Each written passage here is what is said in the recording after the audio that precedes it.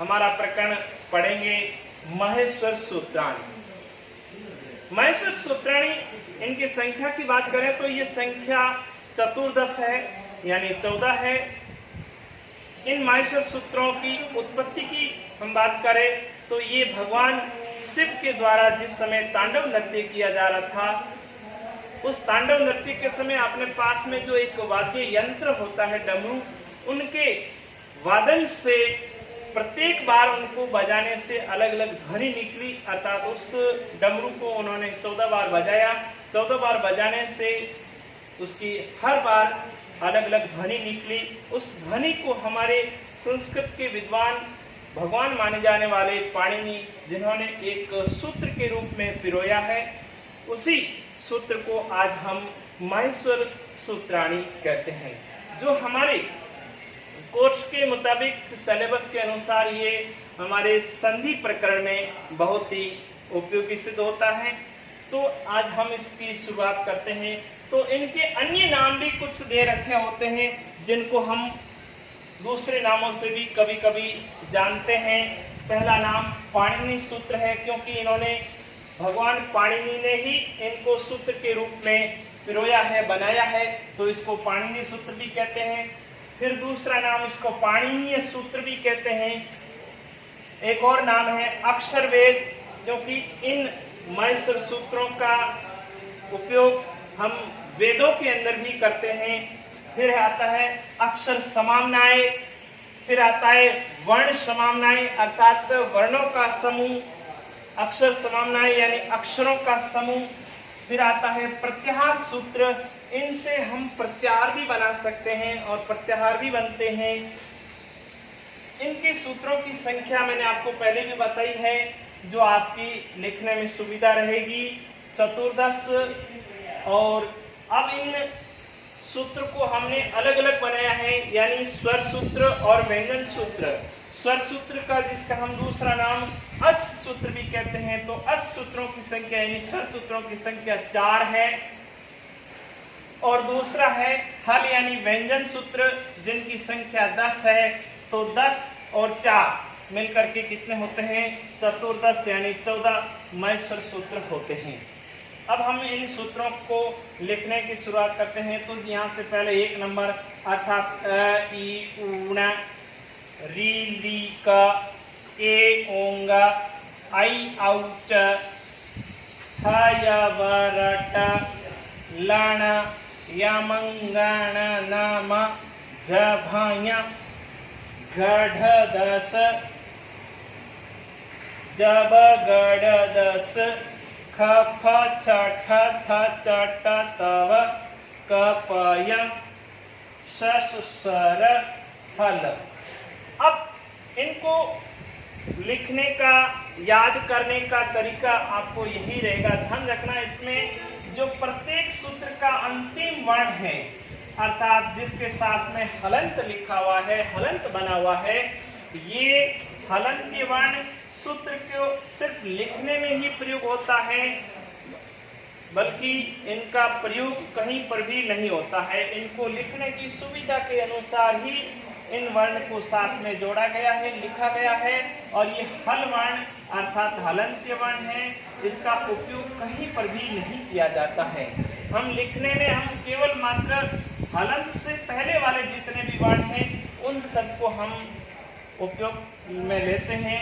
जैसे अगर इनमें से कहें कि हमें इन पहले सूत्र में से कितने वर्णों को लेना है, तो केवल मात्र 3 वर्ण आएंगे, ए ई उ। दूसरे सूत्र में भी कहें तो री ली क के साथ में हलंत है, इसलिए इस क हलंतीय वर्ण को हम उपयोग में नहीं लेते हैं।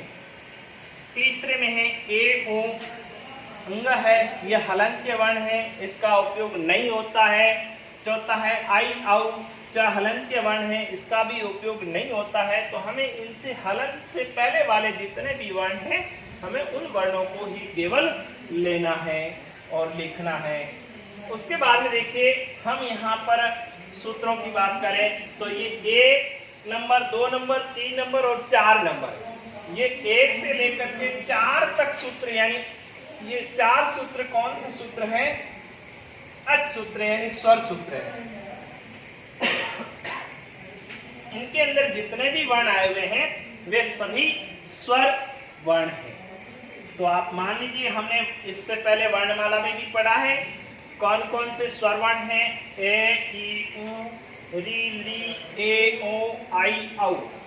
ये कुल मिलाकर के कितने वर्ण बनते हैं, 3, 2, 5, 6, 7, 8 और 9। हालांकि स्वर वर्णों की संख्या वहां पर हमने 13 बताई थी, लेकिन माहेश्वर सूत्र के अनुसार स्वर वर्णों की संख्या कहे तो हमें संख्या उसकी 9 बतानी है।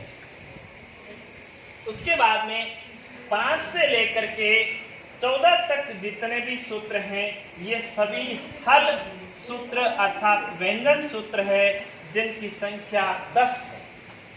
तो अब हम ये मान लेते हैं कि इनमें भी 1 नंबर अर्थात अ ई उ री ली, ये 1 और 2 नंबर जो सूत्र है ये भी स्वर सूत्रों में भी हरिस्वर स्वर सूत्र आते हैं, और फिर 3 नंबर और 4 नंबर इन स्वर सूत्रों में भी ये स्वर सूत्र दीर्घ स्वर सूत्र आते हैं।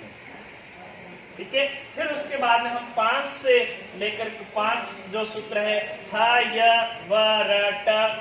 अब इसमें से हमें क्या करना है, एक केवल मात्र ह वर्ण को छोड़ना पड़ेगा हमें अभी कुछ समय के लिए, बाद में इसको काम में साथ में लेना है, लेकिन अभी छोड़ना पड़ेगा। तो य व र और ल 5 नंबर और 6 नंबर का एक ल जो वर्ण है, ये जो वर्ण है ये हमारे अंतस्थ व्यंजन वर्ण के अंदर आते हैं। ये कौन से व्यंजन वर्ण होंगे, अंतस्थ व्यंजन वर्ण, अर्थात हमने वर्णमाला के अंदर इसको पढ़ लिया है।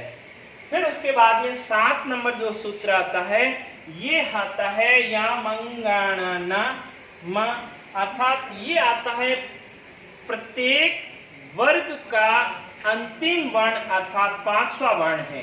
वर्ग का अंतिम वर्ण हम ये यूं कहे कि हमने वर्णमाला में वर्ग पढ़े हैं, 5 वर्ग पढ़े थे, क वर्ग च वर्ग ट वर्ग त वर्ग प वर्ग। उन्हीं वर्गों का अंतिम वर्ण जो आता है वो 7वां सूत्र है। आपको ये याद करने की सहूलियत है।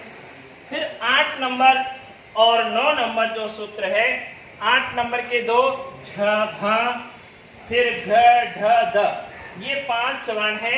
ये प्रत्येक वर्ग का 4 नंबर सूत्र है।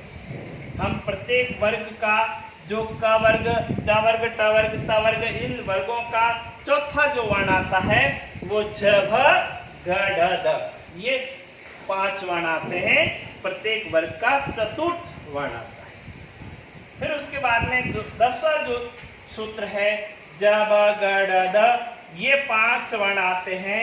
ये प्रत्येक वर्ग का तीसरा वर्ण है। जब गड़द, ये वर्ग वर्णमाला के जो वर्ण हैं उन्हीं वर्णों को हमने यहाँ पर लिखा है। फिर आता है 11वां सूत्र और 12वां सूत्र।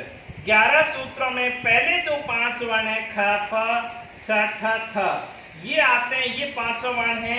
प्रत्येक वर्ग का दूसरा सूत्र है, दूसरा वर्ण है।